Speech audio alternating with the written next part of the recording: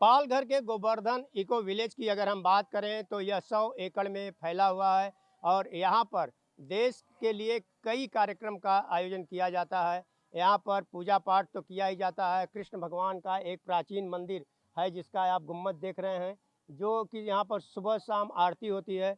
वहीं दूसरी तरफ इस विलेज का नाम इसलिए दिया गया है कि इसे इको विलेज बनाया गया है। वृंदावन का पूरा दर्शाया गया है। वृंदावन में जैसे जैसे कृष्ण भगवान की वहाँ पर लीलाएं होती हैं, उसी तरह से यहाँ पर भी सारी चीज़ें दर्शाई गई हैं और यहाँ पर अलग अलग एक्टिविटीज़ होती है। आप देख रहे होंगे कि यहाँ पर हरे रामा हरे कृष्णा करके हमेशा जो 24 घंटे भजन चलते रहते हैं। महिलाएं हों पुरुष हों, सभी लोग आ कर के यहाँ पर गाते रहते हैं और यहाँ पर भगवान की मूर्ति देखा जाए तो स्थापित की गई है और यहाँ पर लोग बैठ करके अपने भगवान की आराधना करते हैं और हरे रामा हरे कृष्णा का भजन करते हैं, जो हमेशा 24 घंटे करते रहते हैं। मैं आपसे जानना चाहूँगा कि 24 घंटे यहाँ पर हरे रामा हरे कृष्णा का भजन चलते रहता है, क्या कहना चाहेंगे?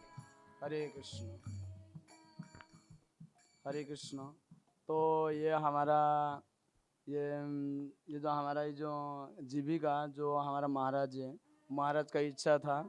जैसे यहाँ पे सब लोग जो गेस्ट लोग आते रहते, भक्त लोग आते रहते, वो लोग कैसे हरिनाम का धुन डेली उसका कान में गिरेगा पड़ेगा और इस तरफ से भगवान का नाम कलियुग का तो सार है। जैसे शास्त्र में वर्णन है, हरे नाम हरे नाम है वो केवलम कलो नास्ते में गति रत्न था।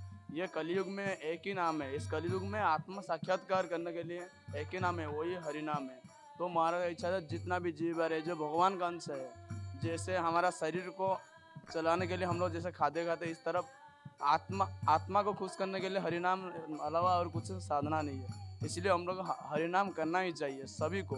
तो इसलिए हम लोग सब लोग अनुरोध करते हैं कि सब लोग आके भगवान का हरिनाम में भाग लीजिए और इसका बिल्कुल। मैं देख रहा हूँ कि महिलाएं भी यहाँ पे हैं, यंग लोग भी हैं। आपसे भी मैं जानना चाहूँगा कि भगवान का स्मरण करने से कितना आत्मा की शांति मिलती है?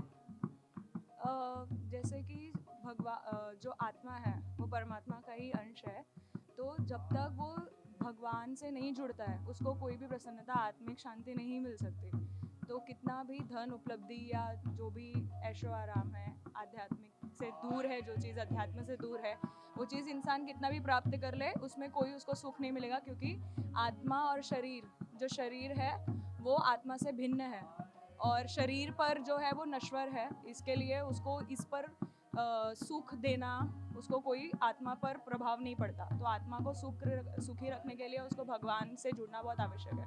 आप कितने वर्षों से यहाँ पे आती हैं और इस तरह से भजन कीर्तन में भाग लेती हैं? मैं ब्राह्मण परिवार से हूँ, तो मैं बचपन से ही भजन कीर्तन कर रही हूँ।